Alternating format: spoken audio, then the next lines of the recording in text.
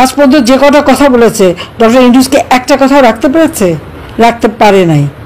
সব মিথ্যা কথা ফুলচুরি দিয়ে মানুষকে ভুলিয়েছে। তো এই অবস্থায় তো একটা দেশকে আমরা শেষ হয়ে যেতে দিতে পারি না। কাজে যারা কথা কথা শুধু নির্দেশ, আমি নির্দেশ দিচ্ছি, প্রতিদিন মিছিল মিটিং করে লিফলেট করে মানুষের ঘর ঘরে পৌঁছে দেওয়ার প্রতিবাদ করতে হবে। প্রতিবাদ করতে হবে যে সময়ের সমান না হলে টিকে থাকা যাবে না। সেন্ট মার্টিন দ্বীপ যখন আমেরিকা চেয়েছিল, আমার বাবা রাজি হননি, তাকে জীবন দিতে হলো। আর আমার ভাগ্যে সেটাই জুটলো, কারণ দেশ বিক্রি করে ক্ষমতায় থাকতে হবে এই চিন্তা আমার কোনোদিনই ছিল না। বিশেষ কিছু ঘটতে যাচ্ছে।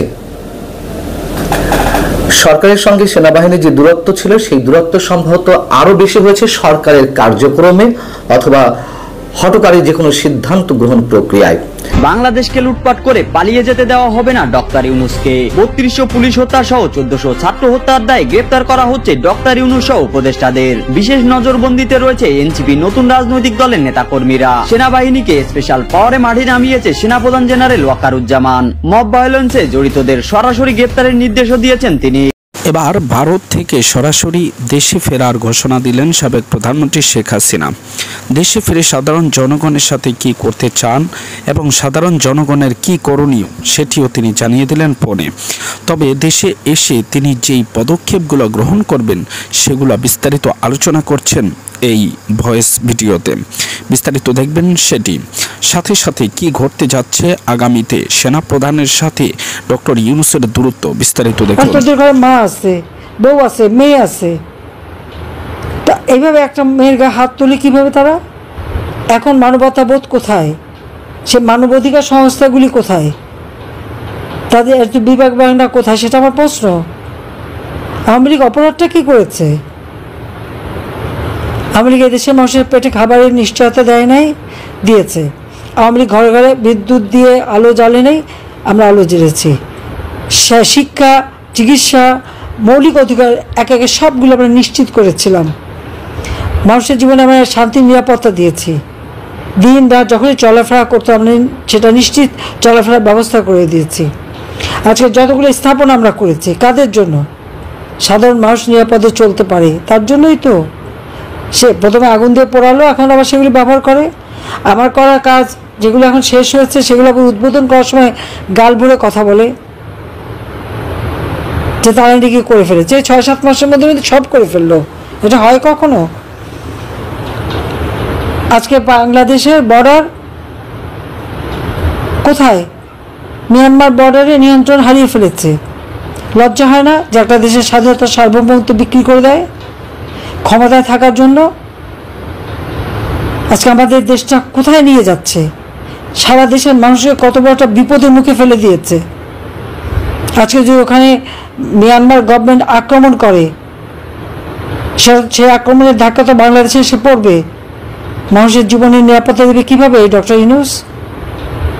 ক্ষমতার লোভী সে আজকে বাংলাদেশের স্বাধীনতা সার্বভৌমত্ব ধুলা মিশিয়ে দিচ্ছে। কি মানবিক করিডর অমুক সমক, তার আবার নতুন নামও বদলাচ্ছে। দরকারটা কি? আমরা তো 11 লক্ষ রোহিঙ্গাকে মানবিক কারণে আশ্রয় দিয়েছি, সেগুলি বৃদ্ধি পেয়ে এখন প্রায় 13 লক্ষে দাঁড়িয়েছে। বলেছিল ক্ষমতা আসতে না আসতেই সব রোহিঙ্গাকে সে ফেরত দিয়ে দেবে। কথা বলেনি আন্তর্জাতিক ফোরামে, যে বলছে দেশে বলেছে কই 8 মাসে কয়টা রোহিঙ্গা ফেরত দিতে পারছে? একটা পারেনি। বরং আরও 1.5 লক্ষ রোহিঙ্গা বাংলাদেশে ঢুকে গেছে। আজ পর্যন্ত যে কটা কথা বলেছে ডক্টর ইউনূসকে একটা কথাও রাখতে পেরেছে? রাখতে পারে নাই। সব মিথ্যা কথা ফুলচুরি দিয়ে মানুষকে ভুলিয়েছে।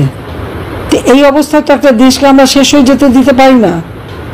কাজে যারা কথা কথা শুধু নির্দেশ, আমি নির্দেশ দিচ্ছি, প্রতিদিন মিছিল মিটিং করে লিফলেট করে মানুষের ঘর ঘরে পৌঁছে দেওয়ার প্রতিবাদ করতে হবে। প্রতিবাদ করতে হবে যে সময়ের সমান না হলে টিকে থাকা যাবে না, এবং সেইভাবে প্রস্তুতি হয়ে নামেন। যারা যার বাড়িতে হামলা করছে তাদের উপযুক্ত শিক্ষা দিতে হবে। যখন আমি বলতাম কথাগুলো অনেকের হয়তো সেটা মনোভূত হতো না। সেন্ট মার্টিন দ্বীপ যখন আমেরিকা চেয়েছিল, আমার বাবা রাজি হননি, তাকে জীবন দিতে হলো।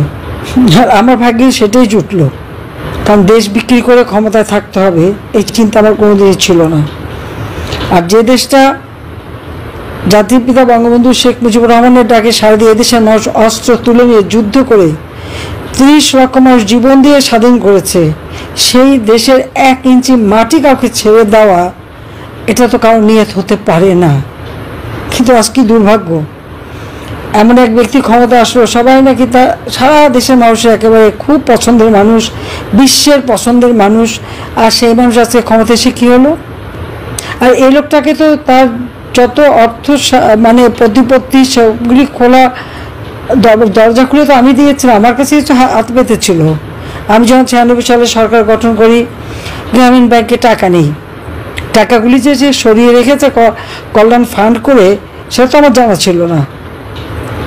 মানে এত বড় চিটিং করবে সেটা তো ওকে আমার ধারণাই করতে পারিনি। মানুষ যে এত ভিতরে এত শয়তানি বুদ্ধি থাকবে আমি জানবো কোত্থেকে। বলছে টাকা নেই, ক্ষুদ্র ঋণ দেওয়া যাচ্ছে না, সাথে 100 কোটি টাকা দিলাম। তখন একটা বন্যা, বিশাল একটা বন্যা মোকাবেলা করেছি দুঃসময়। তারপরে আবার আসলো 200 কোটি টাকা, আবার আসলো 300 কোটি টাকা, 400 কোটি টাকা আমরা দিয়েছি মোট। সে টাকা কিন্তু কোনো হদিস নাই। আমাকে বলা হলো গ্রামীণ ফোন এটা ব্যবসাটা দিলে পরে আমি যখন সমস্ত অ্যানালগ ফোনকে ডিজিটাল করা মোবাইল ফোন উন্মুক্ত করে দিলাম টেন্ডারে, যে কটা কোম্পানি চাই আমি দিয়ে দেবো, মানুষের হাতে হাতে থাকবে। ডক্টর ইউনূসকে একটা দিয়ে দিলাম, কারণ তিনি প্রতিদিন আমার কাছে ধন্যবাদ দিতে, আমি দিলাম। সেটাও তো সে বলতে গেলে ওখান থেকেই টাকা বানিয়ে কিন্তু মেরে খেলো।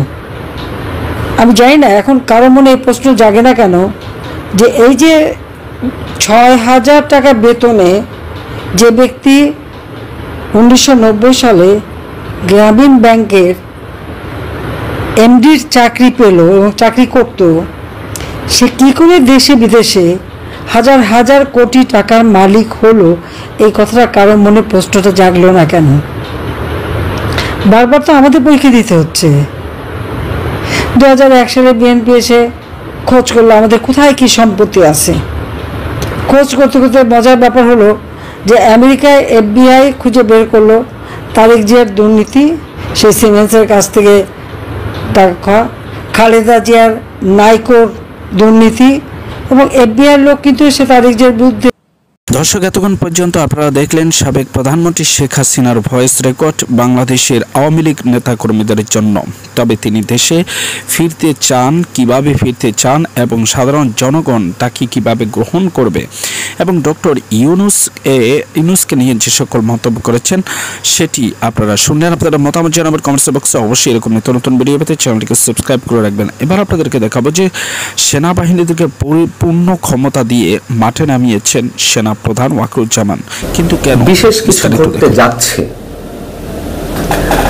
সরকারের সঙ্গে সেনাবাহিনীর যে দূরত্ব ছিল, সেই দূরত্ব সম্ভবত আরো বেশি হয়েছে সরকারের কার্যক্রমে অথবা হঠকারী যে কোনো সিদ্ধান্ত গ্রহণ প্রক্রিয়ায়। সোমবার দুপুরে সেনাবাহিনীর পক্ষ থেকে আনুষ্ঠানিক সংবাদ সম্মেলন করা হয়েছে। এই সংবাদ সম্মেলনে ব্রিগেডিয়ার জেনারেল মোহাম্মদ নাজিমুদ্দৌলা তিনি বলেছেন, দেশের সার্বভৌমত্বের প্রশ্নে বাংলাদেশ সেনাবাহিনী আপোষহীন।